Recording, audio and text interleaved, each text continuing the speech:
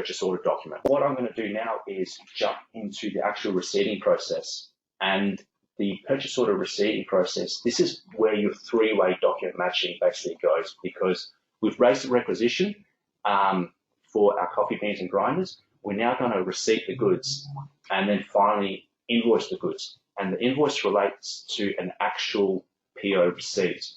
The advantage of the three-way matching is that you can ensure that the goods and services have been delivered, and then the person that's actually doing the PO invoicing process knows that they've been delivered. So once again, we're in the receipt requisition screen. We can search by our actual vendor number, and I think they were electronics, weren't they? Yeah, it's parts electronics. Perfect. We can have a look at those PO numbers. There it is. So my requisition, today's date. Perfect. If we're not sure what it is, drill into the actual document itself, opens up the original purchase order, see the attachment. Oh yeah, this was for the coffee grinder and the beans. Standard stage 300 functionality of how many did we receive. Let's say we actually received all of them, and we're still awaiting the actual grinder. So the logic is exactly the same. It has all of the taxes. Being sample company, it has our American taxes, but if you're dealing in Australia, you'll have GST, and if you're selling alcohol, you might have a wet tax as well.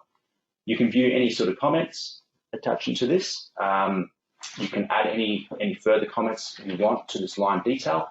What I'm going to do is write, yep, all good, received, well, received first. All right, perfect. Add any additional attachments to this actual receipt. What I'm going to do is I'm just going to submit this through and watch it pass through. Now, in my scenario, the receiving purchase, bypass the approval because everything's within our rules. What you can do though is I'm just going to jump back into the back end, and with our actual receipting types, we can set up workflow rules around the actual over receipting functionality. So if we can check to see if the receipt is over 10%, or whether the amount is over 10%, or actually an actual fixed amount.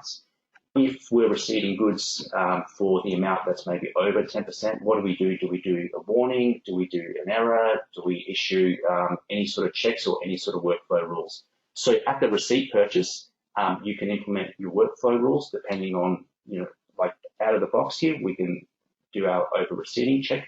But if you have more exotic rules, the workflow engine can definitely account for that and route it to the required approvers. So that's the receiving purchase. Once again, this sort of thing will happen automatically in the background. I'm just going to push it along. This is essentially a final check.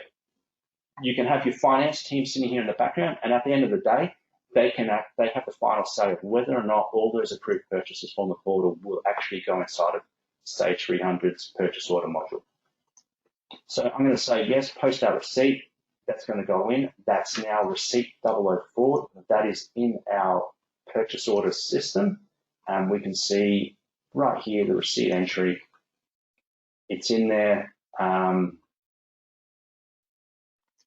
Seamless integration, and we've got our coffee beans here for 100 units. So standard functionality from the website to the back end.